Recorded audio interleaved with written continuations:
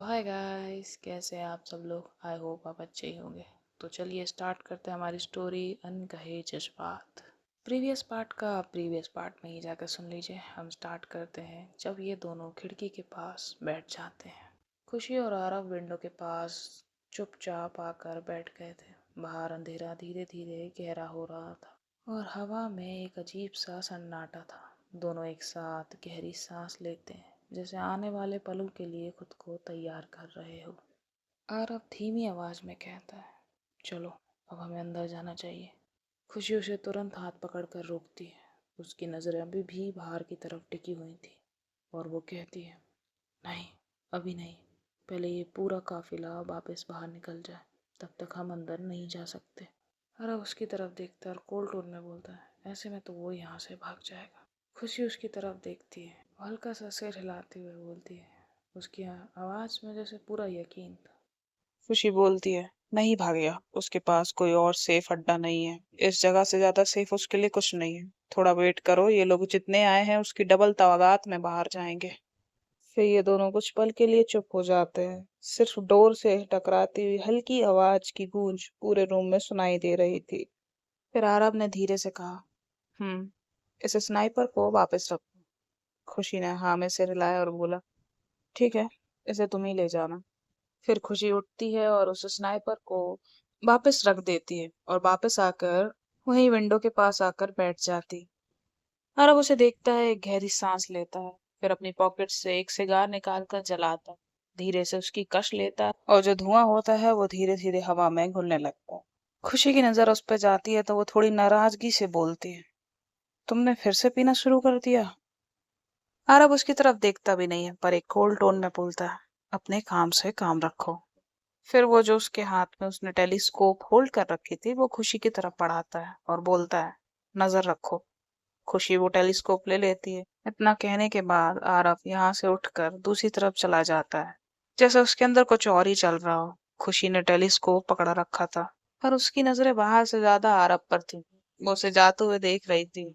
और यहाँ दूसरी तरफ अनायरा वॉशरूम का दरवाजा खोलकर फ्रेश होकर बाहर आती है। उसके चेहरे पर हल्का सा पानी था जिससे उसका चेहरा ग्लो कर रहा था। वो धीरे धीरे उसकी टॉवेल से टैप टैप करके अपने फेस को पोंछती है। फिर वो मिरर के सामने जाती है और चेयर पर बैठती है। धीरे धीरे अपना स्किन रूटीन करती है। सॉफ्ट सा मॉइस्चराइजर अप्लाई करती है, बॉडी लोशन अप्लाई करती है। हर स्टेप इतनी केयर से कर रही थी जैसे खुद को संभाल रही हो, संवार रही हो। यार हर लड़की इतना तो करती ही है ना। फिर कुछ देर बाद वो अपने रूम से बाहर निकलती है, सीढ़ियों से नीचे उतरती है। उसने एक प्यारा सा वाइट सलवार सूट पहना हुआ था, सिंपल पर उसके ऊपर बिल्कुल परफेक्ट लग रहा था। वो नीचे आती है और सीधा किचन की तरफ बढ़ती है, पर तभी कबीर उसका हाथ पकड़ लेता है और बोलता है, अरे किधर। वो अपनी आईब्रो उठाते हुए पूछता है, किधर। अनारा ने एक छोटा सा मुंह बनाया और बच्चों जैसे आवाज में बोला, आइसक्रीम। कबीर तुरंत मना करता है और बोलता है, बिल्कुल नहीं, पहले खाना। और बिना उसकी बात सुने उसे पकड़कर डिनर के टेबल तक ले आता है, जहाँ पहले से ही खाना लगा हुआ था। अनारा फिर से कोशिश करती है और बोलती है, यार आइसक्रीम खाने दो ना। कबीर फिर से एक बार स्ट्रिक्ट टोन में कहता है, एक बार बोला ना अनु। कबीर की बात सुनते ही अनारा अपना मुंह फुला लेती है। कबीर चेयर पीछे करता है, वो चुपचाप बैठ जाती है। फिर कबीर हल्का सा स्माइल करता है उसे देखते हुए और पूछता है, बताओ क्या सर्व करूं पहले। अनारा बिना डिले किए बोलती है, आइसक्रीम। कबीर उसे घूरता है, तो फिर अनारा थोड़ा ड्रामा करते हुए बोलती है, ठीक है, जो मन करे दे दो, खा लूंगी। कबीर हंसता है, फिर एक प्राउड टोन में बोलता है, पता है, आज मैंने खाना बनाया है, तेरे लिए।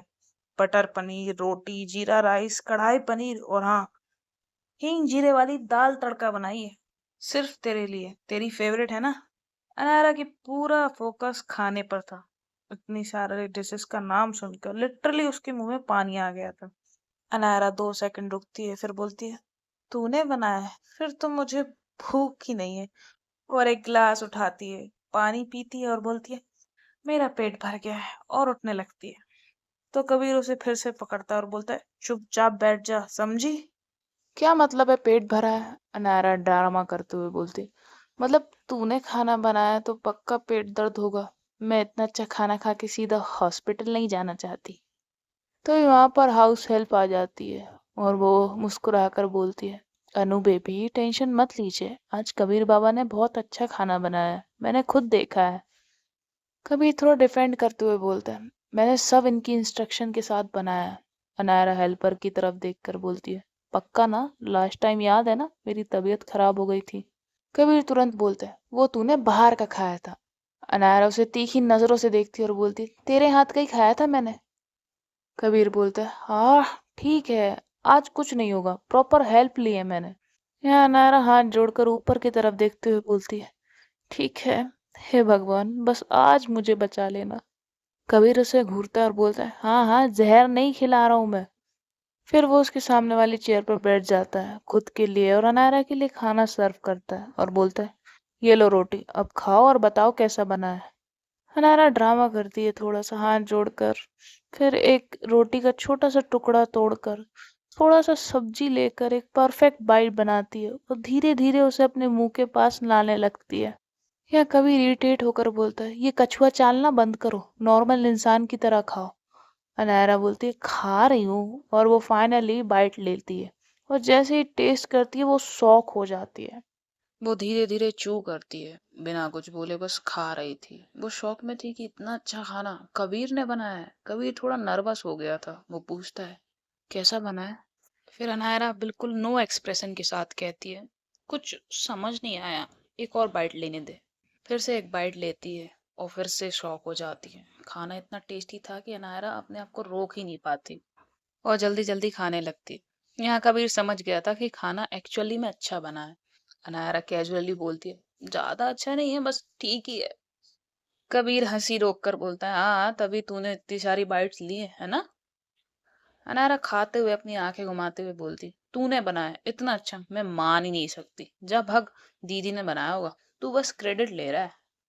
कबीर तुरंत मेड की तरफ देखता है और बोलता है, बताओ ना मैंने ही बनाया है। मेड मुस्कुराकर बोलती है, हाँ अनु बेबी, कबीर बाबा ने ही बनाया है। अनायरा डिसबिलीफ में कहती है, सर हिलाकर, हो ही नहीं सकता, तू मुझसे अच्छा खाना कब से बनाने लग गया? कबीर बोलता है, जब से तू पैदा नहीं हुई थी तब से बना रहा हूँ। तो नायरा बोलती है, हाँ हाँ, और ट्रेनिंग अभी तक चल रही है ना? तो कबीर बोलता है, चुपचाप खा ले। यहाँ नायरा जल्दी से खाना खाने लगती है क्योंकि वाकई खाना बहुत टेस्टी बना हुआ था। कबीर उसे बस देखकर मुस्कुरा रहा था और बोलता है, झूठ बोल लेगी लेकिन मेरी तारीफ कभी नहीं करेगी, बुक्कड़ कहेगी। फिर कबीर भी खाने लगता है। ये दोनों मिलकर खाना खा रहे थे। कबीर खाते हुए बोलता है, मानती है ना मेरे हाथ का खाना बहुत टेस्टी होता है? अनायरा बोलती है, सही है, अब से तू ही रोज खाना बनाएगा मेरे लिए। कबीर बोलता है, बिल्कुल नहीं, आज मैं खुश था इसलिए खाना बनाया था, और वैसे भी मैं तो ऑस्ट्रेलिया जा रहा हूँ। तो तू खुद बनाना और खुद ही खाना, समझी? अनायरा थोड़ा सा सैड हो जाती है लेकिन कबीर को नहीं दिखाती कि उसे बुरा लग रहा है और बोलती है, ठीक है, मुझे भी ले चलना, मैं वहां बैठकर खाऊंगी और तू मेरे लिए खाना बनाना, ठीक है? कबीर बोलता है, बिल्कुल, बस इसलिए तो हम वहां जा रहे हैं, पढ़ाई और कमाने के लिए थोड़ी, है ना? तो अनायरा हंसती है और फिर ये दोनों बहुत सारी बातें करते हैं। कबीर अपने हाथों को चूमते हुए बोलता है, "मुआ, क्या खाना बनाता हूँ यार, मैं खुद की ही तारीफ कर रहा था।" फिर अनायरा के साथ ऑस्ट्रेलिया जाने का प्लान करने लगता है। और यहाँ खिड़की के पास बैठी खुशी निगरानी रख रही थी। वो अपनी तीखी नज़रों से बाहर देख रही थी। वो हर मूवमेंट, हर शैडो, उसकी आंखों से कोई नहीं बच सकता था। तभी उसने देखा जो गाड़ियाँ और लोग अभी कुछ ही देर पहले अंदर गए थे, अब वो धीरे धीरे बाहर निकलने लगे हैं। सारी जीप और कार बाहर निकल रही थी। यहाँ का पूरा काफिला कंपाउंड से बाहर होकर निकल रहा था। खुशी थोड़ी धीमी पर तेज टोन में बोलती है, आर्विका। आरवी का दूसरी साइड थी। वो टर्न करके तुरंत विंडो के पास आ जाती है। ये दोनों साथ खड़े होकर उस पूरे काफिला को बाहर जाते हुए देखने लगते हैं। इंजन की आवाज, हेडलाइट की रोशनी, और फिर धीरे धीरे सब अंधेरे में गायब हो जाता है क्योंकि वो लोग बाहर चले गए थे। खुशी ने बिना वक्त गवाए एक कॉन्फिडेंट में बोला, चलो अब हमें अंदर जाना होगा, जल्दी से जल्दी। दोनों तुरंत अपने बैग्स की तरफ बढ़ते हैं। एक एक करके सारा सामान बैग के अंदर रखने लगते हैं। टॉर्च, गैजेट्स, छोटे छोटे वेपन्स, हर चीज अपनी जगह पर सेट कर दे। खुशी के हाथ में एक मोटी रस्सी का गुच्छा था। वो आरव की तरफ बढ़ाती है। आरव उसे लेता है और एक हुक लगाकर उसे अपनी कमर पर हैंग कर लेता है। सब कुछ रेडी करते हुए आरब ने हल्का सा स्मक किया और बोला, मैं चाहता तो 2 मिनट में मशीन गन लेकर अंदर घुस सकता था। खुशी सीधा जवाब देते हुए बोलती है, फिर वो भाग जाएगा जिसके पीछे हम इतने टाइम से पड़े हुए हैं। उसका पता सिर्फ उसी के पास है। आरब की आंखों में गुस्से की आग सी जलती है। वो बोलता है, आज या तो ये सूली पर चढ़ेगा या फिर मैं। ये कहकर वो आगे बढ़ने लगता है स्टेयर्स की तरफ। तभी खुशी आवाज देकर उसे रोकती है, आरविका। तो आरव वहीं रुक जाता है, धीरे से उसकी तरफ टर्न करता है और यहाँ अगले ही पल खुशी उसे हक कर लेती है। आरव बिल्कुल सीधा खड़ा रहता है, ना कोई रिएक्शन, ना कोई मूवमेंट, ना कोई एक्सप्रेशन, जैसे बर्फ का एक टुकड़ा हो। उसने ना उसे हक बैक किया था, ना खुद को उससे अलग किया था। वो बिल्कुल खामोश खड़ा हुआ था। फिर खुशी बोलती है, थोड़ा सा डरते हुए, अगर आज मैं वापस नहीं आई तो मुझे माफ़ कर देना। मैंने कभी तुम्हें धोखा नहीं दिया, मैं बस मजबूर थी। मुझे माफ़ कर देना आरविका। कुछ पल की खामोशी के बाद धीरे से उससे अलग हो जाती है, दूर हो जाती है। आरव ने बस उसकी तरफ देखा, कुछ नहीं बोला। उसकी आंखों में आंखें डालकर बिल्कुल कोल्ड एक्सप्रेशन के साथ फिर बोलता है, तुम्हें खुद को मारने का हक नहीं है। तुम्हें मारने के लिए कोई और वेट कर रहा है। 1 सेकंड रुकने के बाद वो थोड़ा सा खुशी के पास झुक कर बोलता है, तुम्हारे पास एक ही मौका है, मरना नहीं है, मारना है। खुशी हल्का सा सर हिलाती है और बोलती है, फिर आरव सीधा बोलता है, अब चलो। दोनों बिल्डिंग के अंदर की तरफ बढ़ने लगते हैं। स्टेयर्स की तरफ जाते हैं, नीचे उतरते हुए उनके कदमों की हल्की आवाज़ गूंज रही थी। बीच में आरव रुक कर पूछता है, वैसे अंदर जाएंगे कैसे? खुशी सीधा जवाब देती है, जमीन खोद कर। आरव एकदम रुक गया था। स्टेयर्स पे उसके पैर वहीं थम जाते हैं। वो शौक में उसकी तरफ देखता है और बोलता है, क्या? खुशी ने अपनी आंखें घुमाई और बोला, अरे चलो ना यार। और उसकी जैकेट पकड़कर उसे खींचते हुए नीचे ले जाती है। और यहाँ अनायरा और कबीर का डिनर हो गया था। ये दोनों प्लेट्स उठाकर रख रहे थे। अनायरा प्लेट्स उठाकर किचन में जाते हुए बोलती है, बंदर बता ना, तू किस यूनिवर्सिटी में एडमिशन ले रहा है? कबीर टेबल से पानी का जग उठाते हुए किचन में आते हुए बोलता है, एडमिशन तो मेरा कब का हो गया है, बस हॉस्टल रह गया है, उसका इशू आ रहा है। अनायरा सिंक में बर्तन रखते हुए बोलती है, क्यों, क्या हो गया, क्या इशू आ रहा है? कबीर बोलता है, यार सारे हॉस्टल फुल हो गए हैं, कॉलेज के पास के सारे ही फुल हैं, कहीं जगह नहीं मिल रही है यार। तो अनायरा बोलती है, तो थोड़ा दूर का देख लेना। कबीर बोलता है, अनायरा बोलती है, मैं आइसक्रीम सर्व करती हूँ, तब तक तू लैपटॉप ले आ, हम मिलकर देखते हैं। कबीर बोलता है, ठीक है, पर आइसक्रीम को थोड़ा ठंडी हो जाने दे, पिघल गई थी। अनायरा बोलती है चिढ़कर, मैंने बोला था ना मुझे पहले खा लेने दे, अब पूरा टेस्ट चला जाएगा। कबीर बोलता है, बस बस, इतना वेट कर लिया है, तूने थोड़ा और नहीं किया जाता है तेरे से? अनायरा बोलती है, नहीं। कबीर बोलता है, हाँ तो खा ले आइसक्रीम का फलूदा। अनायरा हाथों को ऊपर करते बोलती, मैं ना तुझे। कभी जल्दी से किचन से बाहर भाग जाता है। फिर अनायरा जो भी इनकी प्लेट्स थी वो वॉश करती है और हैंड वॉश करके बाहर आती है। यहाँ कभी सोफे पर लैपटॉप लिए बैठा हुआ था। तभी अनायरा उसके पास आती है और बोलती है, कुछ मिला? कबीर बोलता है, अभी तो नहीं। अनायरा भी कबीर के साइड में बैठ जाती है और देखती है लैपटॉप स्क्रीन पर, तो बोलती है, बंदर तू किस पर हॉस्टल फाइंड कर रहा है? तो कबीर बोलता है, ऑब्वियसली यार, गूगल बाबा पर। तो अनायरा बोलती है, गूगल बाबा को छोड़, इस वेबसाइट पर देख, यहाँ सबसे फेयर प्राइस में हॉस्टल मिल जाएंगे और बाकी हॉस्टल कंपेयर भी करके देगा।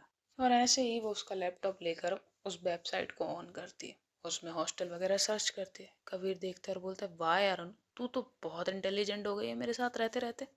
अनायरा उसे देखती है और बोलती, अच्छा तेरे साथ रह रहकर? कबीर बोलता है, I am proud of you. Anaira फिर सोफे पे रखी हुई पिलो धड़ाधड़ उठाकर उसको मारने लगती है और बोलती, अच्छा बेटा, प्राउड ऑफ यू, बताऊं मैं तुझे? कबीर कहते, आ आउच लग रही है यार, मार तो मत। अरे यार मैं तो मजाक कर रहा था। फिर ये दोनों हंसी मजाक करते हुए हॉस्टल फाइंड करने लगते हैं। और इधर खुशी और आरविका तेजी से नीचे की मंजिल पर पहुंचते हैं। चारों तरफ गहरी खामोशी थी, सिर्फ इनके कदमों की आवाज पार्किंग की दीवारों से टकरा कर इन्हें सुनाई दे रही थी। खुशी ने रुक कर आरव की तरफ देखा और धीरे से एक कोने की तरफ इशारा करते हुए कहा, इस तरफ, जल्दी। आरव बिना सवाल किए खुशी के पीछे चल दिया। क्योंकि वो उस पर ट्रस्ट कर रहा था। वो दोनों मॉल की उस सुनसान बेसमेंट पार्किंग की आखिरी हिस्से में पहुंच गए थे। वहां पर पिलर नंबर 42 के पीछे अंधेरा कुछ ज्यादा ही गहरा था। ऊपर लगे पुरानी एसी डक्ट्स पर मक्खियों के जाले इस तरह लटके रहे थे जैसे बरसों से किसी ने यहाँ पर कदम न रखा हो। थोड़ा दूर वहीं जमीन पर धंसा हुआ था एक भारी लोहे का मैनहोल कवर। इन हिंदी गटर का ढक्कन। खुशी आरव की तरफ देखकर इशारा करती है कि चलो ओपन करो इसे। आरव अपनी आईब्रो रेस करते हुए बोलता है, हम इधर से जाएंगे? खुशी हाँ में सर हिलाती है। आरव बोलता है, मेरा तो ठीक है, तुम जरूर नहीं बचने वाली इस गटर के अंदर। खुशी बोलती है, सांस रोक कर जाऊंगी।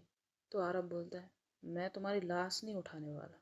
खुशी बोलती है, जरूरत भी नहीं पड़ेगी। और फिर इशारा करती है कि चलो खोलो इसे।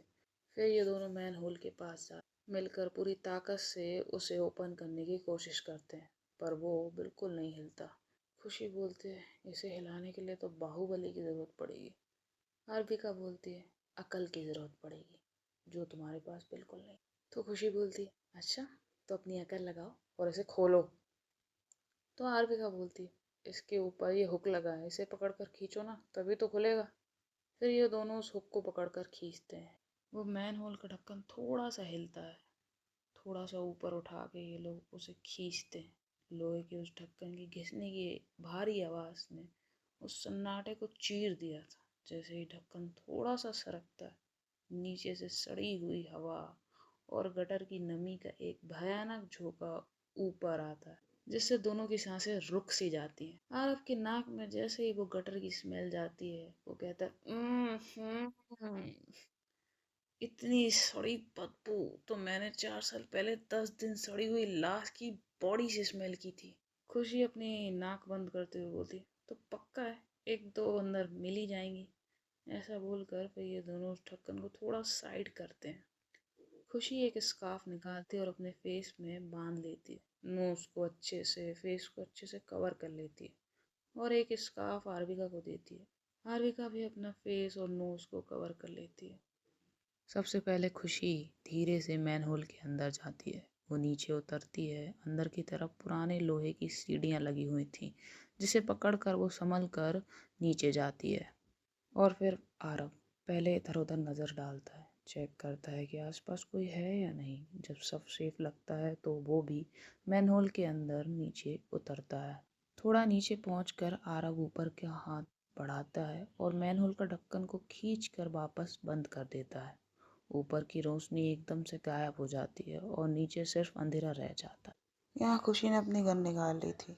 आरव भी नीचे वो आकर तुरंत अपनी गन रेडी कर लेता है। दोनों अपनी टॉर्च ऑन करते हैं और उसकी हल्की सी रोशनी में चारों तरफ देखने लगते हैं। वो एक लंबी सी टनल थी, जिसमें दीवार में लगे जाले थे, गीली जमीन और कहीं कहीं से टपकता हुआ पानी। सब कुछ एक अजीब सा खौफ पैदा कर रहा था। खुशी आगे की तरफ बढ़कर एक दीवार को हाथ लगाती है। वहाँ एक छोटा सा साइन बना होता है, जो आगे की तरफ इशारा कर रहा होता है। खुशी धीरे से बोलती है, इस तरफ, हमें यहाँ से जाना है। आरव भी धीरे से कहता है, दोनों संभलते हुए आगे बढ़ने लगते हैं। चारों तरफ गहरा अंधेरा, साइड में बहता गंदा पानी की आवाज और तेज स्मेल आ रही थी। कुछ पाइप से लीकेज हो रहा था, लेकिन दोनों हर चीज को इग्नोर करते हुए पूरी सावधानी के साथ आगे बढ़ रहे होते हैं। थोड़ा आगे जाते ही कि तभी अचानक खुशी के पैर के पास से कुछ तेज रफ्तार से गुजरता है। मेरी वॉइस बहुत खराब है कसम से। खुशी जोर से चीखती है और तुरंत भागकर आरव के पास आ जाती है। उसके हाथ को कस के पकड़ लेती है। उसकी आंखें बंद होती हैं और वो जोर से घबरा कर बोलती है, सांप सांप है, सांप है, सांप है, सांप है। आरव बिना कुछ बोले शांत रहता है। वो टॉर्च की रोशनी उस जगह पर डालता है। वहां पर एक छोटा सा चूहा होता है। आरव हल्का सा स्मक करता है और टॉर्च अपने फेस की तरफ करके कहता है, चूहा है। खुशी धीरे से आंखें खोलती है। जैसे ही उसकी नजर आरव पर पड़ती है, वो फिर से चिल्लाती है, भूत। खुशी आरव से डर कर पीछे हो जाती है और उसका बैलेंस बिगड़ जाता है। आरव तुरंत उसे पकड़ लेता है और हल्का सा सरकास्टिक टोन में कहता है, लगता नहीं है कि तुम कभी एक जासूस रह चुकी हो, एक चूहे से डर गई। इतना कहकर वो उसका हाथ छोड़ देता है और आगे बढ़ने लगता है। खुशी गहरी सांस लेती है और एक हल्की सी नाराजगी में बोलती है, पत्ता दिल कहेंगे, मेरी तो जान ही निकाल दी थी उस चूहे के बच्चे ने तो। फिर वो जल्दी से आरव के पास आकर उसके साथ साथ चलने लगती है। खुशी रास्ता बताती जा रही होती है। उसने पहले से ही दीवारों पर छोटे छोटे साइन बना दिए थे ताकि वो दोनों इस बिल्डिंग के मैनहोल की टनल से दूसरी बिल्डिंग के नीचे तक पहुंच सके बिना किसी को पता चले। दोनों टनल क्रॉस करते हुए आखिर एक और मैनहोल के नीचे पहुंच जाते हैं। खुशी धीरे से बोलती है, हम पहुंच गए। वो अपनी टॉर्च बंद कर देती है और फिर आरव की तरफ देखती है और हल्की सी आवाज में कहती है, चलो। आरव उसे तुरंत रोक देता है और बोलता है, ऊपर कोई हो सकता है। खुशी हल्की सी स्माइल के साथ बोलती है, डोंट वरी। वो फिर अपनी पॉकेट से कुछ निकालती है। आरव उस पर टॉर्च डालते हुए देखता है और थोड़ा इरिटेट होकर कहता है, तुम्हें इस टाइम मेकअप करना है? खुशी कैजुअली बोलती है उसे टीज करने के लिए, हाँ थोड़ा सा टचअप रह गया था ना, कर लेती हूँ। वो एक मेकअप मिरर था। वो उसे ओपन करती है और अपने बाल वगैरह सेट करने लगती है। आरव को गुस्सा आ जाता है और वो बोलता है, ये फालतू बकवास बंद करो। खुशी तुरंत धीमी आवाज में कहती है, श्श, दीवारों के भी कान होते। आरव उसे एक लुक देता है। खुशी बोलती है, हाँ हाँ, एक मिनट। वो छोटी सी सीढ़ियों पर चढ़ जाती है जो मैन होल के बिल्कुल नीचे लगी होती हैं। मैन होल के ढक्कन में बीच में दो छोटे से होल्स होते हैं। खुशी अपना हाथ उन होल्स के पास से इजीली निकाल सकती थी। वो अपना हाथ होल के पास ले जाती है और जो चीज उसने निकाली थी यानी कि वो डबल साइडेड पॉकेट मिरर, वो उस होल से ऊपर की तरफ बाहर की तरफ ले जाती है और मिरर को धीरे से होल के पास से लेकर ऊपर की तरफ एंगल करती है। रिफ्लेक्शन दूसरी साइड के मिरर से सीधा उसकी आंखों तक आता है। खुशी मिरर को धीरे धीरे करके 360 डिग्री घुमाकर पूरे ऊपर के एरिया को चेक करती है। रूम बिल्कुल खाली होता है, कोई नहीं था। फिर वो अपना हाथ नीचे करती है और बोलती है, सब क्लियर है, कोई नहीं है। और फिर अपना मिरर को पॉकेट में रख लेती है। आरव उसे चुपचाप देख रहा होता है। अब उसके एक्सप्रेशन एकदम से बदल जाते हैं। वो थोड़ा सरप्राइज होता है। यहाँ खुशी मैन होल के ढक्कन पर हाथ रखकर उसे धीरे धीरे पुश करने लगती है। खुशी पूरी ताकत से मैनहोल के ढक्कन को पुश करती है पर वो हिलता तक नहीं। वो दोबारा जोर लगाती है, फिर और ज्यादा जोर से धक्का लगाती है, पुश करती है, लेकिन ढक्कन जैसे जाम हो चुका हो, बिल्कुल भी नहीं उठता। कुछ सेकंड बाद ही खुशी थक जाती है और उसकी सांसें तेज हो जाती है। उफ, ये तो खुल ही नहीं रहा है। फिर वो इरिटेट होकर सीढ़ियों से नीचे उतरती है और आरव के पास आती है और एक गहरी सांस लेते हुए गुस्से में बोलती है, तुम मेरी हेल्प नहीं कर सकते? बेशरमों की तरह सिर्फ देखते ही जा रहे हो। फिर थोड़ा और ड्रामा करते हुए कहती है, मैं बेचारी एक अबला नारी, अकेली कितना काम करूं। हारा उसकी आंखों में आंखें डालते हुए सीधा देखते हुए बोलता है एक सरकास्टिक टोन में, अबला? और तुम? खुशी हाँ में सर हिलाती है। हाँ, मैं बेचारी। वो अपने फोरहेड पर हाथ से टैप करती है जैसे अपन थक कर पसीना पोंछते हैं ना, वैसे। और अब थोड़ा इरिटेट होकर बोलता है, तुम्हारे दिमाग में भूसा भरा हुआ है क्या? खुशी तुरंत उसे घूर कर कहती है, नहीं, खाली है, किसी गधे ने पूरा भूसा खा लिया है ना।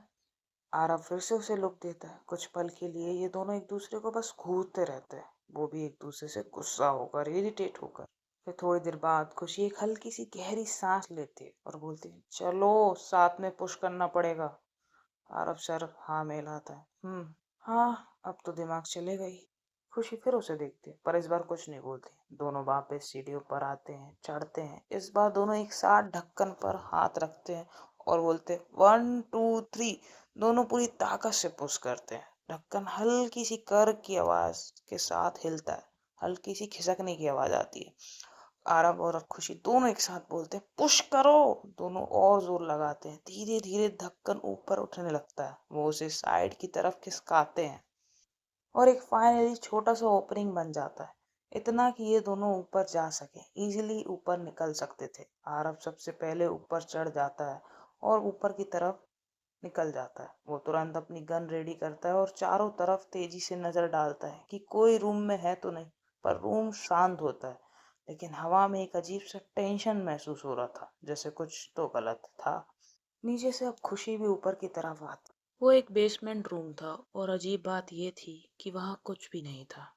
ना कोई सामान, ना कोई गार्ड, बस खामोशी, एकदम सन्नाटा था। आरव चारों तरफ देखते हुए धीरे से बोलता है, ये एक बेसमेंट इतना खाली क्यों है? खुशी सीधा जवाब देती है, हम अभी भी जमीन के लगभग 2 फीट नीचे हैं। आरव थोड़ा कंफ्यूज था। वो कंफ्यूज होकर कहता है, हाँ तभी तो सारा माल यहाँ होना चाहिए था ना। खुशी हल्की सी स्मक करती है और बोलती है, बुल्लू हो सकता है पर गधा नहीं। आरव उसकी तरफ देखता है, एक आईब्रो रेस करते हुए पूछता है, मतलब? खुशी आगे समझाती है और बोलती है, उसने बेसमेंट में कुछ नहीं रखा क्योंकि पुलिस सबसे ज्यादा और सबसे पहले यही चेक करती है। आरव धीरे से सर हिलाता है, बोलता है, मेक सेंस। कुछ सेकंड्स तक दोनों चुप रहते हैं, जैसे सिचुएशन को एनालाइज कर रहे हो। फिर खुशी एक साइड की विंडो की तरफ इशारा करती है और बोलती है, आप उस विंडो से बाहर जाओ और पाइप के थ्रू ऊपर चढ़कर पहुंचो। आरव डायरेक्टली उसकी तरफ देखता है, आंखों में आंखें डालकर बोलता है, मैं पाइप से चढ़कर जाऊं? खुशी बिल्कुल काम टोन में बोलती है, आंखों में आंखें डालकर, हमने पहले ही डिसाइड किया था ना, सो नाउ गो। आरव एक सेकंड के लिए उसकी तरफ देखता है, जैसे कंफर्म कर रहा हो कि वो सीरियस है। फिर बिना कुछ कहे वो विंडो की तरफ बढ़ता है और बाहर झांकता है। ऊपर तक जाता हुआ एक पतला सा पाइप और उसके आगे अंधेरा साफ नजर आ रहा था। यहाँ नीचे से खुशी उसे देख रही होती है, नीचे से नहीं मतलब पीछे से, और बोलती है, जाओ। तो आरब उसे टर्न करके देखता है और हाँ में सर हिलाता है और जंप करता है दूसरी तरफ। तो गाइस आज के लिए इतना ही। I know, I am sorry, मैं इतने महीने से गायब हूँ। तुम्हें पता है मेरी लाइफ में कितनी टेंशन है, कितने दुख है। आज पता है मैं खाना बना रही थी और पता है आज क्या हुआ, मेरी मैगी का मसाला जल गया यार। मेरे को जले हुए मैगी के मसाले से मैगी बनानी पड़ी और खाना पड़ा। इतना दुख है मेरी जिंदगी में। कोई बात नहीं, शब खैर। मिलते हैं, बाय, गुड नाइट, टेक